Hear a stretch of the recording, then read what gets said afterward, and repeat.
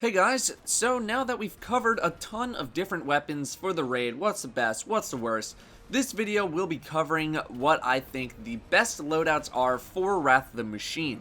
This will include a fully optimized loadout for a particular fight, along with what I tend to use.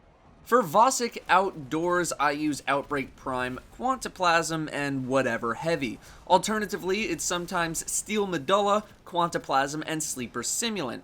Throughout this video, you're going to see me swap Outbreak Prime and Sleeper Simulant a lot, and this is because both weapons are really good at different things, and it depends on what you want your focus to be.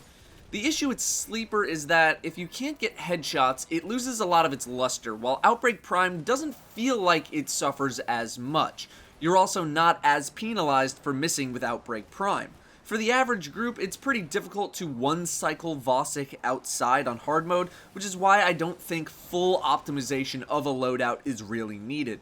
I imagine the Raid Sniper will also fare very well here, but given how much Vasek can stagger back and forth, turn his head, stumble, etc., you might not be able to hit your crits. Either way, Outbreak Prime or Sleeper as your exotic is probably going to be your best bet here in terms of reliability. For Vasek indoors, an optimal loadout is going to include either the Raid Sniper or Black Spindle, and then your choice of any strong primary weapon and Sleeper Simulant if you have your exotic slot open. The Raid Sniper and Black Spindle are capable of some of the highest boss damage on this encounter, but are ultimately reliant on your ability as a player to hit crits. Snipers are high risk, high reward. The more crits you can hit in a row, the better your damage will become. But with Vasek possibly bouncing around a lot, his head sometimes getting turned, plus everyone staggering him, well, sometimes you aren't going to be able to nail those crits. My loadout is the same as Vasek outside. Either Outbreak Prime, Quantaplasm, and a heavy, maybe something like the Iron Banner machine gun or the Raid Rocket, or Steel Medulla, Quantaplasm, and Sleeper Simulant. The reason why I run a Void Raid shotgun is because of the Battle Runner armor bonus, and because a shotgun is really helpful for all non-boss damage phases, which is most of the fight. Battle Runner armor plus the Raid chest armor means you're going to be able to tank a lot of damage while throwing Siva charges, which can save your life and is a pretty important part of the fight. Not to mention that the captains can be problematic, and dropping a big void shotgun blast in their face is a great way to stagger them and keep them under control, letting your team save a damage super, say a Nova Bomb, for the boss instead of the captain. As for Steel Medulla, there's no specific reason that I use it, the bonus isn't even that good on it, I just happen to like it. The more I use Outbreak Prime in this fight, the less I like it, and even for some other fights too. Not because the weapon is bad or anything, but because it causes some unintended issues. Sub. Appreciate. Where? The Siva nanites will end up doing really weird things to fallen enemies, namely in the form of pushing them really far away or in a really weird way. Captains fall off the map, causing them to respawn at the worst possible times. Vasek staggers really hard in a weird direction sometimes. It can just cause some issues that can affect how you're able to deal damage. Having the boss turn away so you can't shoot his head is a massive damage loss, whereas other weapons generally don't cause Vasek to do that. For the Siege engine, I basically use the same loadout as Vasek, and for this fight, I don't really think there is an optimal loadout.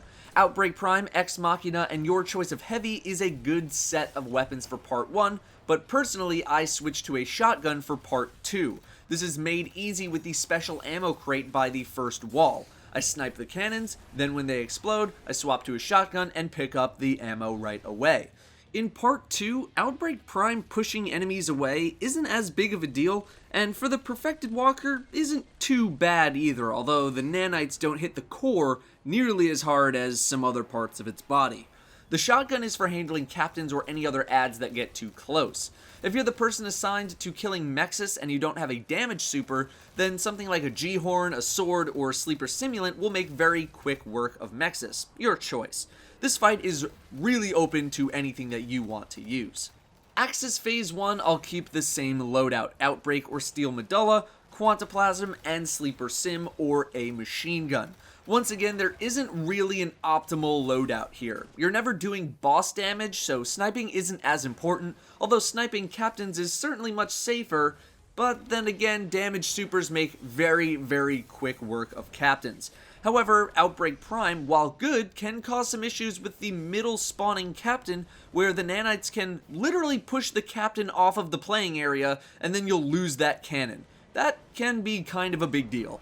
Sometimes on the left and right side, the captain may get shoved into the wall, although most of the time this feels like a teleport-related issue and not an Outbreak Prime one. Axis Phase 2 involves some switches. An optimal loadout would consist of any primary weapon that can one-shot or one-burst the shanks, Ex Machina or an equivalent high-damage sniper, like a Miracle Rolled Sniper, and Dark Drinker.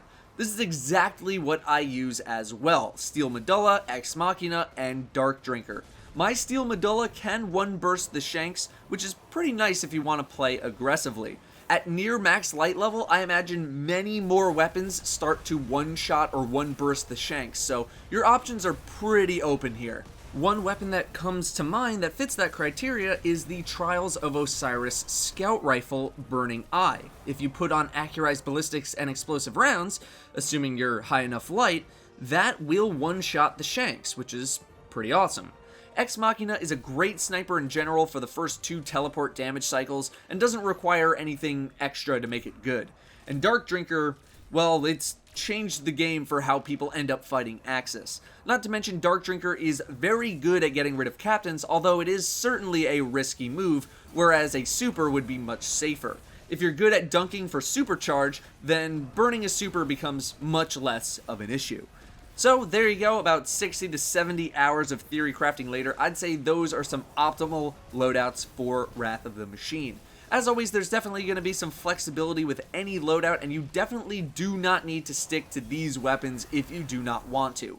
As I get more experience with the raid and level up some other weapons, I'm sure I'll be messing around with different weapon builds, but I do not foresee anything weird happening in terms of optimal loadouts. I think what I covered here is more or less going to stay optimal throughout the year.